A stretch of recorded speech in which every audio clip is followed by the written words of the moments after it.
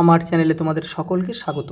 আজ আমরা ক্লাস 4-এর রায়োমার্টিন প্রশ্নবিচিত্র থেকে পরিবেশের দ্বিতীয় পর্যায়ক্রমিক মূল্যায়নের 13 নম্বর স্কুল সলভ করব।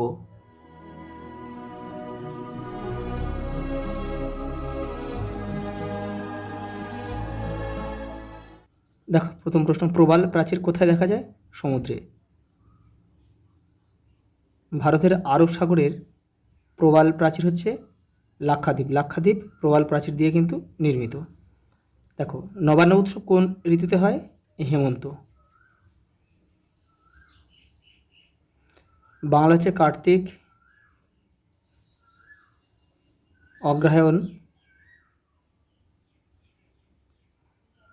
অগ্রহায়ণ মাস নিয়ে কিন্তু হেমন্ত ঋতু। চাঁদের বুকে প্রথম কে পাড়া দেন? Neil Armstrong. ভিজে মাটিতে জন্মায় এমন একটি উদ্ভিদের নাম লেখো। আমরা লিখতে পারি কলমি, শ্যাওলা,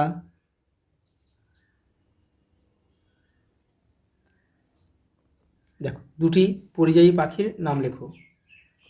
পিনটেল, হুইসলিং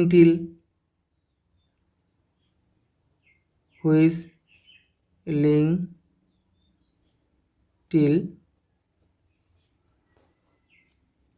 পরেরটা দেখো, বিষ্ণুপুরের পোড়ামাটির শিল্প কি নামে পরিচিত? টেরাকোটা।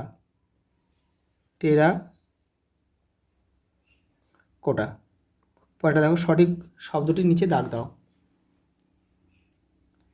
দেখো বলেছে কুম্ভকর না কর্মকার লোহার জিনিস তৈরি করেন? লোহার জিনিস তৈরি করা হচ্ছে কর্মকার। পরেরটা দেখো, আর কুম্ভকার হচ্ছে যারা মাটির জিনিস তৈরি করে। ব্রোঞ্জ না তামা মানুষের প্রথম আবিষ্কৃত ধাতু? হচ্ছে তামা। দেখো, জল ও মাটির আরেক নাম জীবন, এটা জলের আরেক নাম জীবন। দেখো, কিউরিওসিটি ও ক্যাসিনিউন মঙ্গল গ্রহের সন্ধানী যান। মঙ্গল গ্রহ হচ্ছে কিউরিওসিটি, আর ক্যাসিনি যান হচ্ছে শনি গ্রহের জন্য পাঠানো হয়েছে আর কি।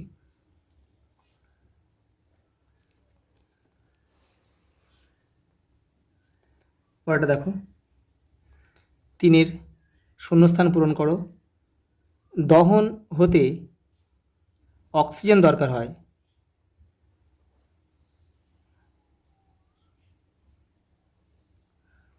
দেখো বলেছে ড্যাশ আবর্জনা মাটিতে পড়ে মিশে যায়, এটা হচ্ছে জৈব আবর্জনা হবে, যেমন তরকারি খোসা, কাটা ফলের অংশ, পাতা, এগুলো। যারা দৈহিক পরিশ্রম করেন তাদের শ্রমিক বলে। পরেরটা দেখো, খাঁচার ভিতর অচিন পাখি গানটি রচনা করেন লালন ফকির।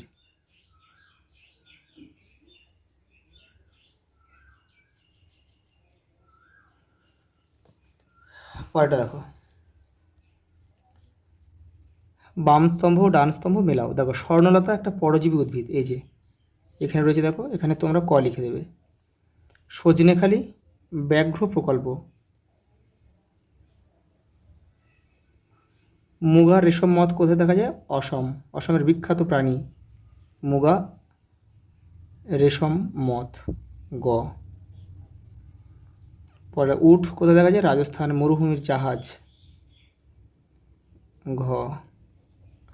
আর ইসরো হচ্ছে ভারতের গবেষণাকারী সংস্থা। এটা দাগ নামটা ভুল আছে, রঙা হবে। ইসরোর পূর্ণ হচ্ছে ইন্ডিয়ান স্পেস রিসার্চ অর্গানাইজেশন। ওটা দেখো, সত্য ও মিথ্যা নিরূপণ করো।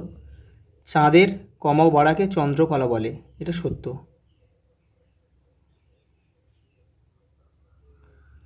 নুন জীবাণুনাশক রূপে ব্যবহৃত হয়, এটাও সত্য।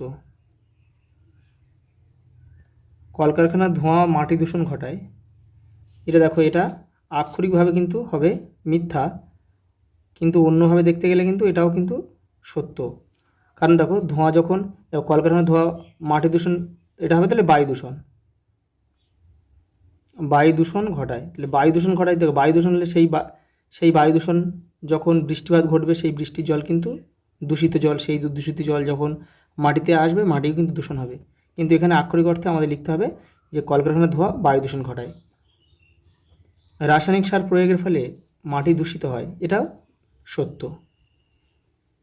তাহলে মাটিতে কিন্তু জৈব সার প্রয়োগ করা উচিত।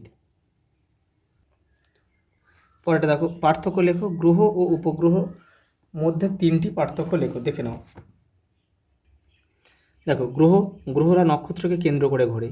তো তোমরা লিখতে পারো যে গ্রহরা নক্ষত্রের চারিদিকে ঘোরে, আর উপগ্রহরা গ্রহের চারিদিকে ঘোরে, এভাবে লিখতে পারো তোমরা। দেখো, গ্রহরা আকারে বড় আর উপগ্রহরা আকারে ছোট। দেখো উদাহরণ একটা, দেখো পৃথিবী একটি গ্রহ আর চাঁদ একটি উপগ্রহ। পরেরটা দেখো, আহ্নিক গতি ও বার্ষিক গতির মধ্যে পার্থক্য লেখো, দেখে নাও।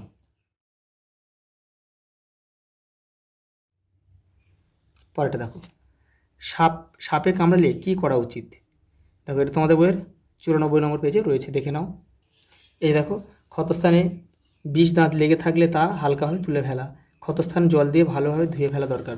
তারপরে দেখো, হাতের বাহুতে বা পায়ের উরুর অংশে দড়ি দিয়ে হালকা বাঁধন দিতে হবে, তবে খেয়াল রাখতে হবে প্রতি 1-1.5 ঘন্টা পরে বাঁধন খুলে আবার যেন হালকাভাবে বাঁধা হয়। দেখো মেন যেটা করতে হবে, দেখো সময় নষ্ট না করে দ্রুত হাসপাতালে নিয়ে যেতে হবে, এইটা হচ্ছে মেন কারণ কিন্তু। তারপরে দেখো আরও রয়েছে, দেখো রুগী যাতে ভয় না পায় সে বিষয়ে সাহস দিতে হবে, আর বমি করতে চাইলে বমি করতে দিতে হবে, আর শ্বাসকষ্ট হলে মুখ লাগিয়ে শ্বাস দিতে হবে। দেখো ভেষজ উদ্ভিদ কাকে বলে? দেখো এখানে লিখে দিচ্ছি আমি, যে সকল গাছ থেকে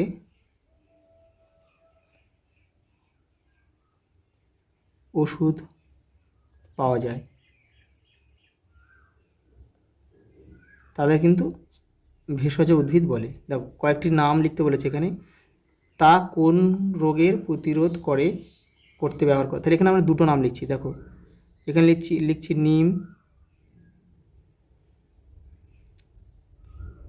নিম আর থানকুনি লিখে দিচ্ছি, থানকুনি। আচ্ছা বলছে তা কোন রোগ প্রতিরোধ করতে ব্যবহার করা হয়, যে উপরটা আমি লিখে দিচ্ছি। দেখো নিম হচ্ছে রক্ত পরিষ্কার করতে ব্যবহার করা হয়, আর থানকুনি হচ্ছে আমাশয় রোগে।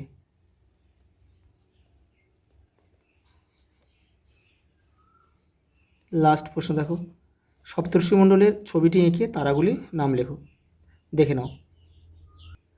এটা তোমাদের বইয়ের কিন্তু 74 নম্বর পেজে রয়েছে। এই দেখো, এই যে প্রথমে হচ্ছে ক্রতু, তারপরে পুলহ, তারপরে রয়েছে পুলস্ত, তারপর হচ্ছে অত্রি, তারপরে অঙ্গিরা, এটা হবে অঙ্গিরা, এটা বৈশিষ্ট্য,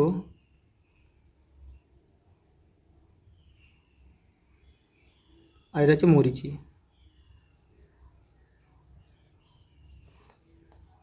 আজ এই পর্যন্ত, দেখা হবে পরের ভিডিওতে।